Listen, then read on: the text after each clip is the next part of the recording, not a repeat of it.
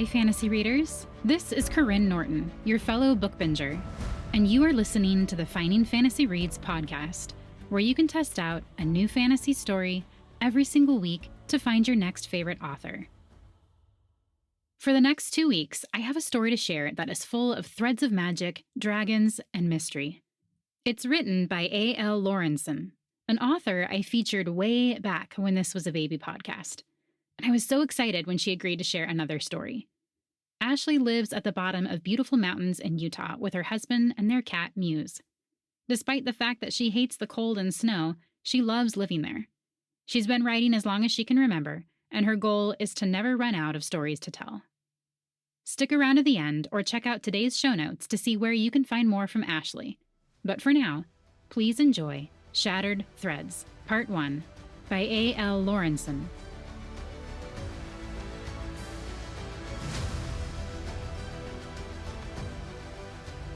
Love flows through Laurelin, like blood through our veins, Val's mother told her as they stood on a grassy hillside, the night breeze ruffling their hair. It's the magic of this kingdom. If you look close enough, you will see its threads connecting everything around you. Kana crouched next to her daughter, her eyes alight with warmth and power.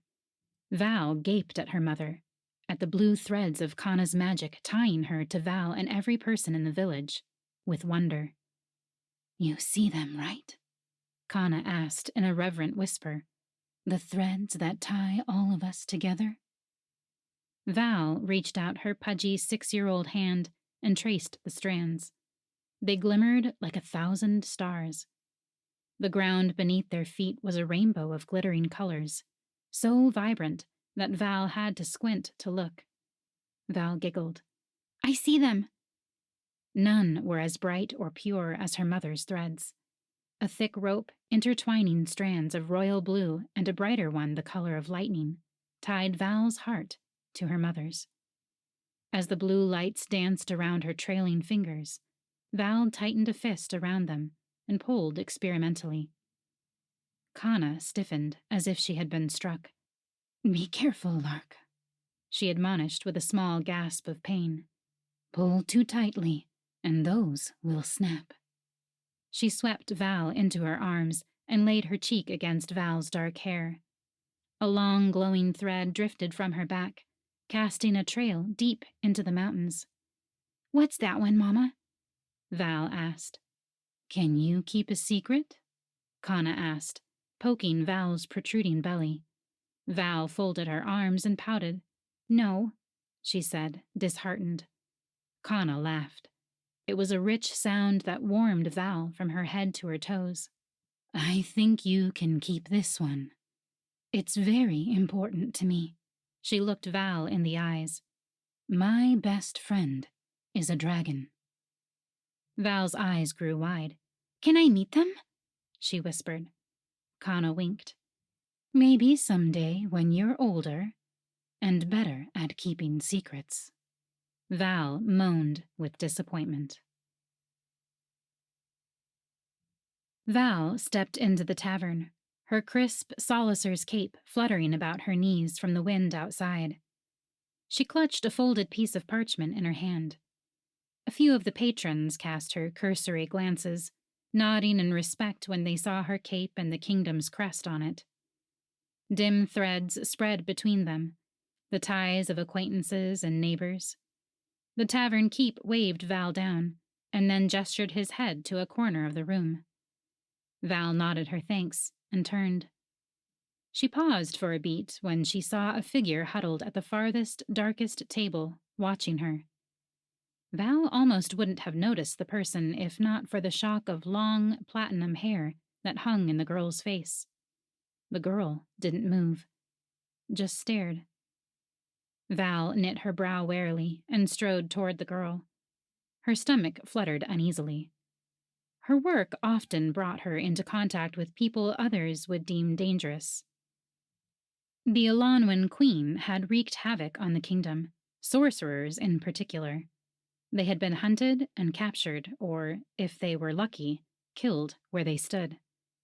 all because their inherent magic had been perceived as a threat. That would drive anyone mad, and Val and the rest of the Solicers had been specially trained to help those haunted souls with as much delicacy as possible. But the information she had on this case was particularly sparse. No name, no description, just a letter asking for help. And requesting Val in particular. Val's neck prickled, but she approached. Her trepidation grew as she got closer. It was just a slip of a young woman, drowning in a dusty and torn dress 3 sizes too big for her. Her bare feet were cracked and bleeding. Smudges of dirt plastered her red, sunburnt skin, streaked with what looked like remnants of tears. Her golden hair was plastered to her scalp with sweat and filth, her expression gaunt and lifeless, and she silently regarded Val with dust-crusted eyes. The only thing remotely clean on her was a white feather tied to her belt. It gleamed and twinkled in the sunlight, long, broad, and perfect. A barbed, blindingly bright silver thread tied the girl to the feather. Val sat across from the girl and placed the folded piece of parchment between them. "Did you write this letter?" The girl didn't look at it, but continued to stare at Val with shocking velvet blue eyes. Val leaned forward, her elbows resting on the tavern table, her king's insignia glinting in the light from the tavern's modest hearth fire. The girl shied away from the sight of it.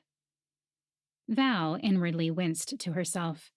No matter the odd feeling swirling in her gut, she still had to tread carefully. No sudden moves, no encroaching too close. This girl had been hunted, just like so many others. The scars would run deep for a long time to come. The vague uneasiness floating at the edge of Val's vision didn't matter. "Will you tell me your name?" Val asked gently. The girl turned away from Val, taking in the room at large. Her expression was vacant and lifeless, as if she didn't see any of it. "Are you Voleshta, daughter of Kana?" she asked in a soft, delicate voice, completely at odds with the state she was in. Val narrowed her eyes, her heart sinking into her stomach as it panged with threads of grief. Why had this girl wanted to talk with her, and only her?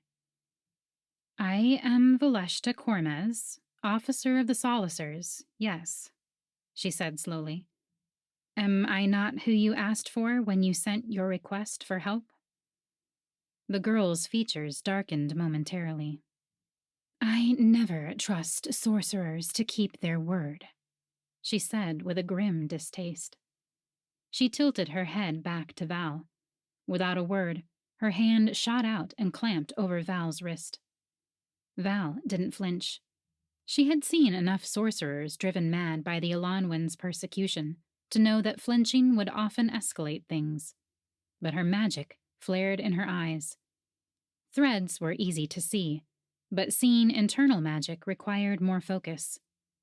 Val's magic may have been weak in comparison to others, but it at least gave her an idea of who and what she was working with. It kept her alive. The girl's figure burst with the fierce, bright light of magic. It was a roiling inferno of turmoil. Deep, unfocused, and dangerous. Val flinched before she could stop herself. The girl grinned, her lips splitting and dribbling blood down her chin. "You can see them, can't you?" she asked in a whisper. "You have your mother's rare gift. You can see the threads. You can see the magic." Val didn't say anything, but her heart thundered in her chest, and a chill ran down her spine. Forcing her expression to stay neutral, she rested her hand over the girl's fingers. "Let go of me, please," she said quietly, amazed her voice didn't shake. "I'm here to help you." The girl studied Val closely. Val felt like her soul was being scraped out of her body for examination. The girl's grin widened, dead skin flaking off the corners of her mouth. "I believe you." She released Val and sat back, her bare feet scuffing against the floor. "What do you know about dragons?" she asked. Val's mouth ran dry. Visions of her mother, of the long blue thread that disappeared into the distance, played through her mind. How? There was no way this girl could have known.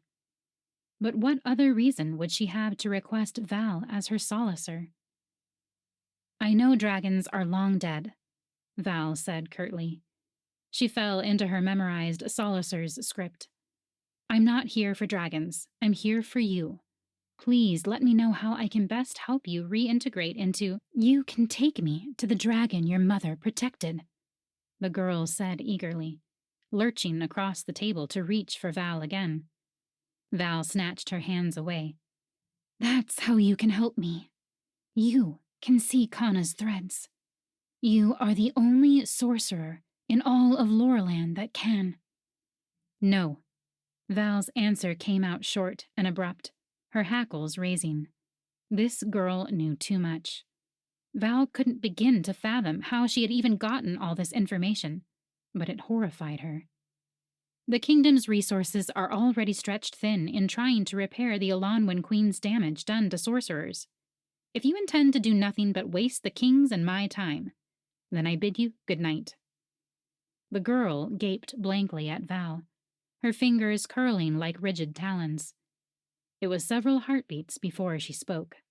"Valeshta, please. I need your help," she whispered.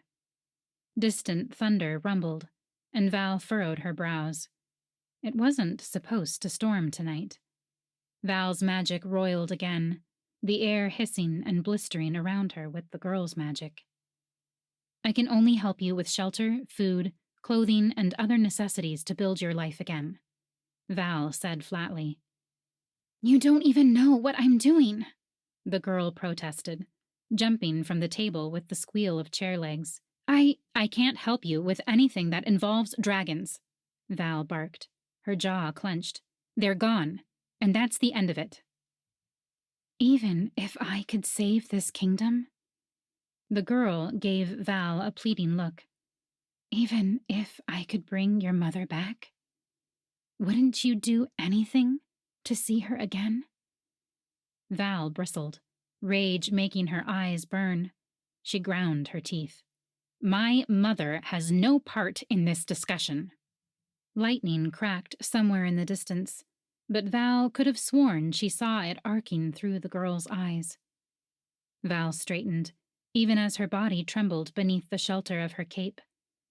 "I leave in the morning. Think hard about what aid I can give you. If you have nothing new to add, then I will return to my duties. I will not answer your call again." She stormed out of the tavern and slammed the door behind her. Val dreamt of her mother that night. She remembered the feel of her mother's hair against her fingers when she would comb through it to wake her. She remembered the smell of her mother's perfume in its tiny bottle, and the way the sunlight would catch her mother's eyelashes, creating a crown of tiny sunbeams. How many times had they cuddled together as the sun skated across their faces and clouds trundled by outside the window? How many stories had Val heard as her mother braided her hair before bed? The tears running down Val's face finally woke her, and she sat up in bed, leaning heavily against her bent knees and pressing her eyes into the palms of her hands. Of all the good work Val had done, finding homes and shelters for displaced sorcerers, locating sorcerers that had vanished during the Elanwen raids but had somehow survived, or tracking down the final resting place of those who had not, she had never been able to help her own mother. She hadn't had the courage to. Val had felt their bond snap 3 years ago. She had collapsed from the pain that lanced through her heart. When she came to, the strand of magic connecting her to her mother had gone limp. Val had been inconsolable for months afterward. The thread reached out into the far distance, into the mountains where her mother claimed her dragon lived. But Val had never followed it. She couldn't bear the thought of what was at the end. Kana had been so small, powerful in spirit, certainly, but age had turned her hair silver and worn spots on her skin. The weight of her wisdom and experience had curved her spine. Her confident strides had turned to determined shuffles, and her eyes had started to go milky at the edges. But still, she had insisted that she go to protect the dragon that Val wasn't even sure existed. Kana had never taken her. Even with the winged Elanwin patrolling the kingdom for any sorcerer that dared to look their direction, Kana had insisted on leaving on her own. What could the winged people of the Elanwin want from an aging sorceress? Val accidentally tore one of her blankets as she yanked it into place, her jaw clenched tight against her tears. "The pit have that dragon," she hissed to the darkness of her bedroom. A shaft of moonlight filtered through her window and glinted off her bracelet she had left on the inn's wash table. The band was leather, but woven around a black scale with an iridescent sheen. Val sighed and padded over to it. She picked it up and ran her thumb over its surface. Her thoughts strayed to the girl in the tavern. She didn't like the girl, didn't like the feeling she brought with her. She almost felt otherworldly with her wide, staring eyes and uncanny stillness.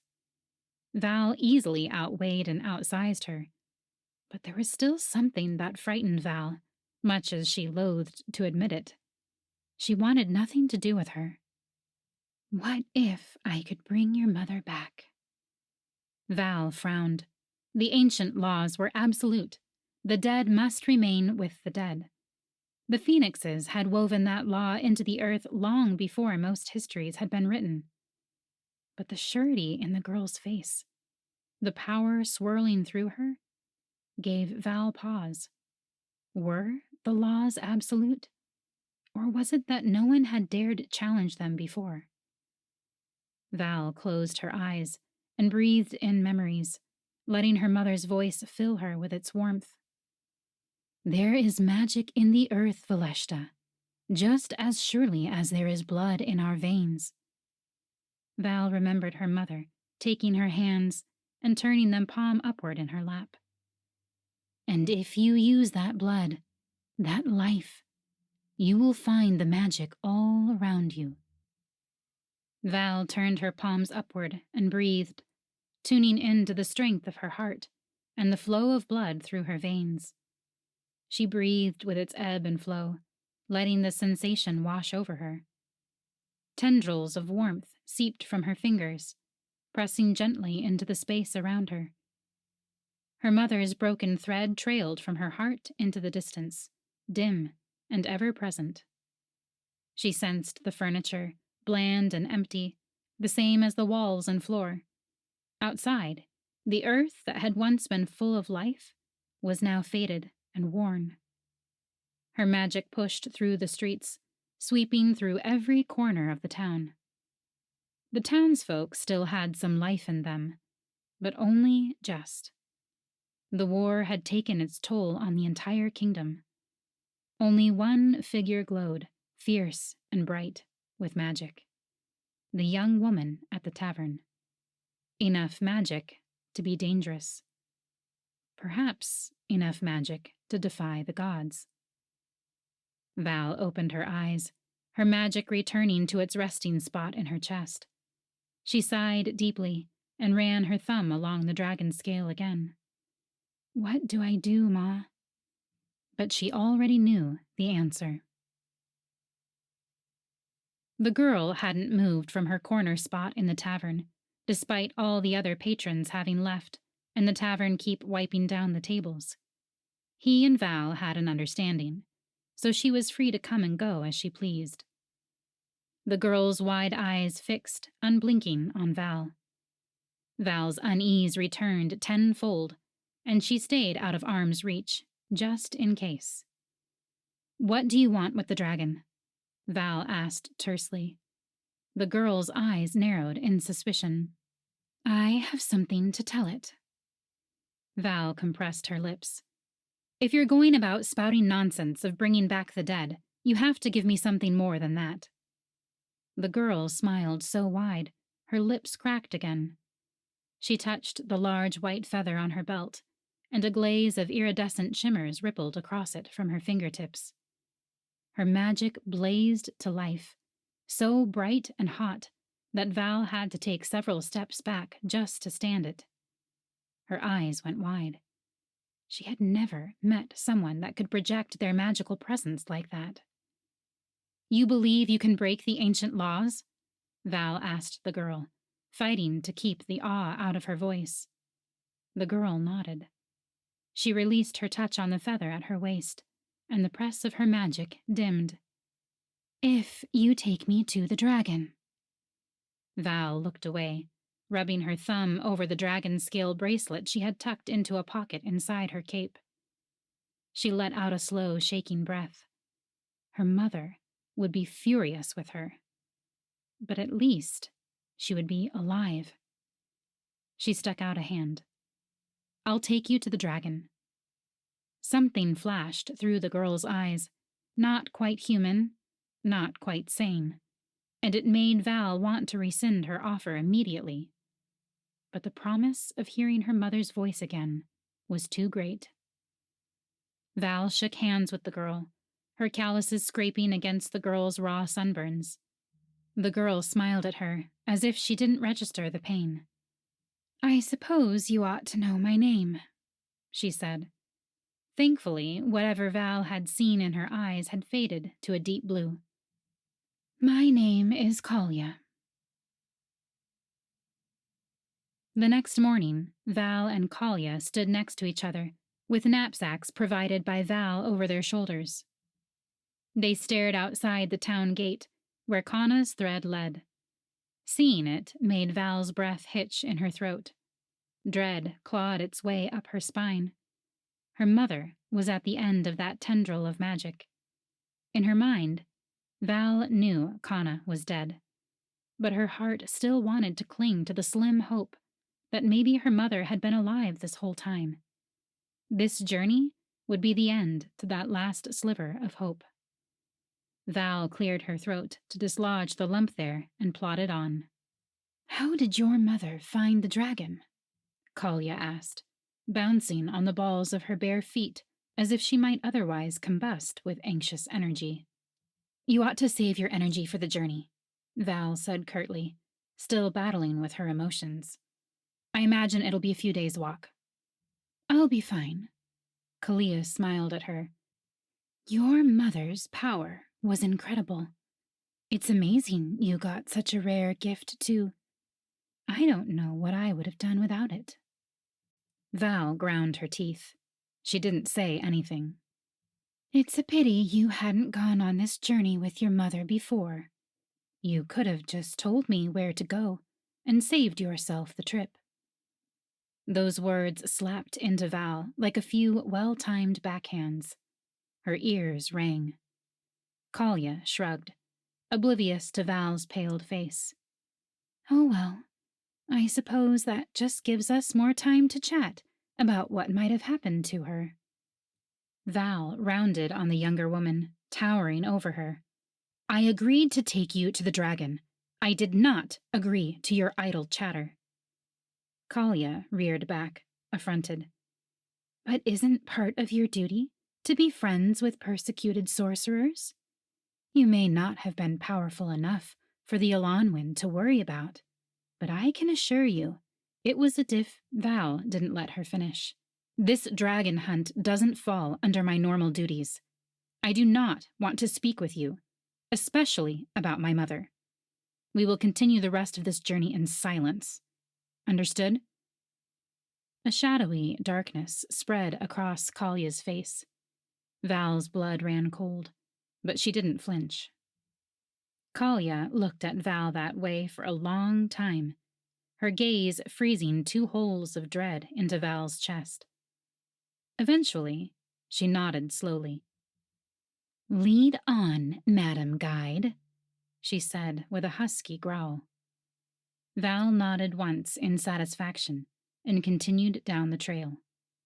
She tried to ignore the girl behind her, but the hairs on the back of her neck stood on end for the rest of the day. The girl would not stop singing to herself. Ever since Val had stopped talking to her, Kalia had kept up a constant, semi-flat tune that set Val's teeth on edge. Crazy old Mayprix went to his foe to see. He talked of a treaty, his motives all seedy, but clever for whence he'd be. This Malcolm Mayprix was filled with glee when Mother Night agreed to be long-standing allies of godly decree, and shook his hand for all to see. Her final act it would be. He went and he killed her and cheered for his murder. The princess, he crossed her, claimed her a monster. He left with his sister, told the princess he'd miss her. Crazy old Mayprix was filled with naught but glee. He went and he killed her, told the princess he'd miss her, and ran back home to his tree. Val recognized the song as a newer one that had swept through the local pubs after the death of the Elanwan queen. It was a jaunty, rousing tune that Val had liked.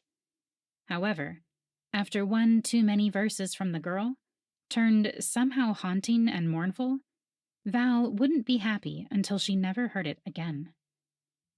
Only when they would stop for the night and lay out their bedrolls did Kalia's songs quiet to low murmurings.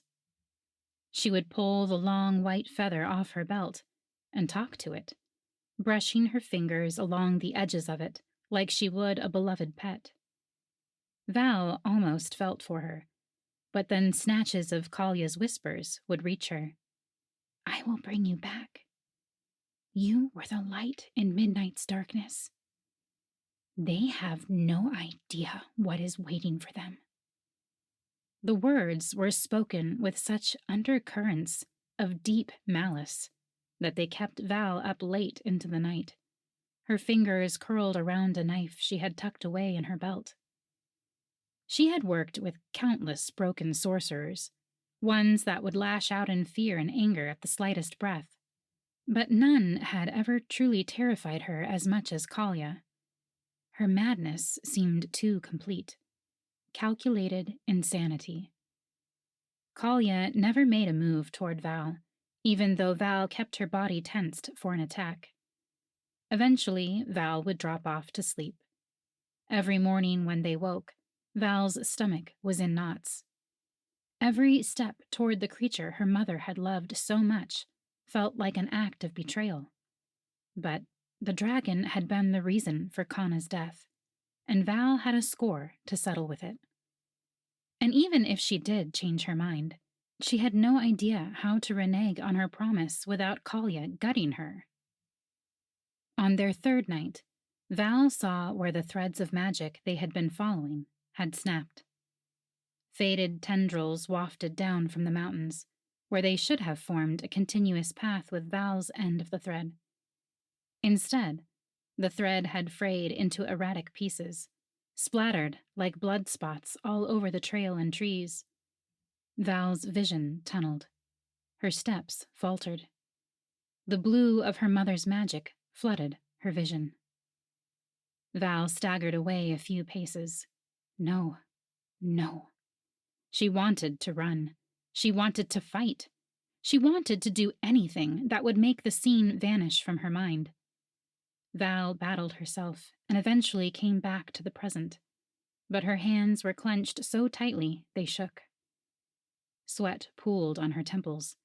She couldn't draw a full breath. Haze swirled on the edges of her vision. She cut into the trees, just off the path, just out of sight of where her mother had been murdered. She dropped her pack off her shoulder and began unpacking without a word.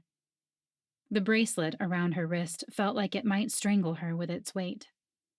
Val expected Kalia to question why they were stopping when there was plenty of light. She had a gruff, barbed excuse ready. But Kalia didn't protest. Instead, she crouched and began unpacking her own gear. She was so close to Val, their shoulders brushed. There was a calming warmth to the touch. I know that look, Kalia said quietly, her voice the softest and most sane Val had ever heard it. She glanced at the girl, and her blue eyes were completely clear. No malice, no madness, just a sorrowful understanding. Is this where you lost your mother? Val wanted to snap at her, but the grief sat too heavy on her shoulders. So she said nothing, and busied herself with smoothing out her bedroll. She was attacked by the Alanwin, wasn't she?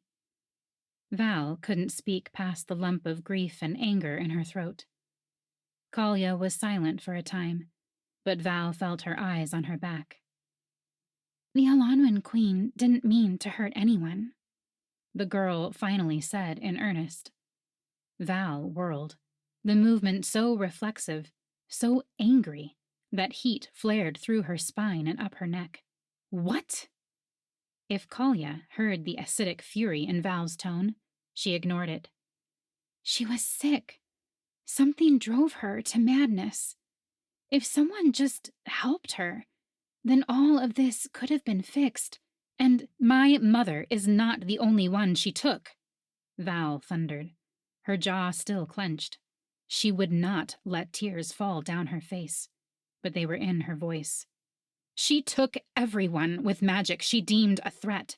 She took children from their mothers, husbands and sisters and parents, anyone she could reach with her cursed wings. That's not madness. It's murder.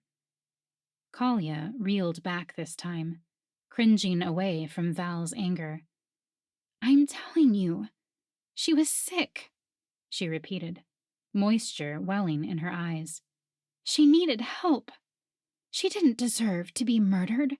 If we had just helped her, then she could have fixed— You can't fix death, Val roared, her eyes burning from the glow of her mother's broken, scattered magic. This was a mistake to come here.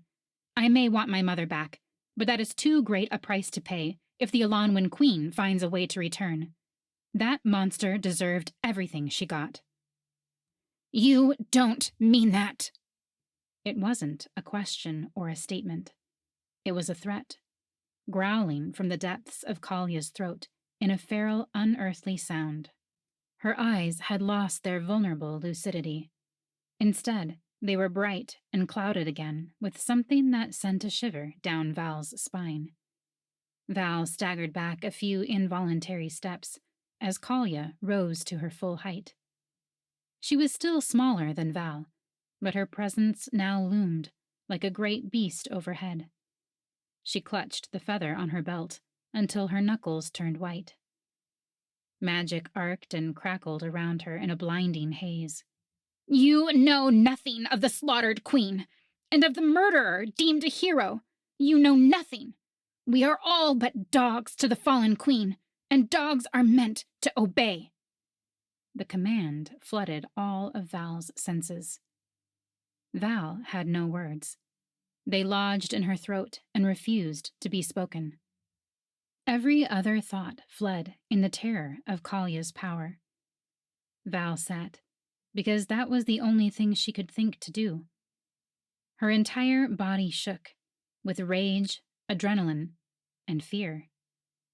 She had never seen a person flip so suddenly from sweet and soft-spoken to something so inhuman. Whatever happened from here on out, Val knew she was no longer safe. She had never been safe, and she was a fool for it. She expected Kalia to pace, to mutter, to scream, to sing her off-tune songs, anything. But the girl only stood in perfect statuesque silence, her eyes focused intently on a world Val couldn't see. The lightning died around her, but sparks continued to leap from her clothes. She still clutched the white feather. Val tucked herself deep into her bedroll facing Kalia, her eyes only partially closed so that she could watch her through her lashes. Remember your promise, Voleshta, Kalia's voice said, but Val couldn't tell if her mouth moved to form the words. A sorcerer once broke a promise to me, and I won't let it happen again.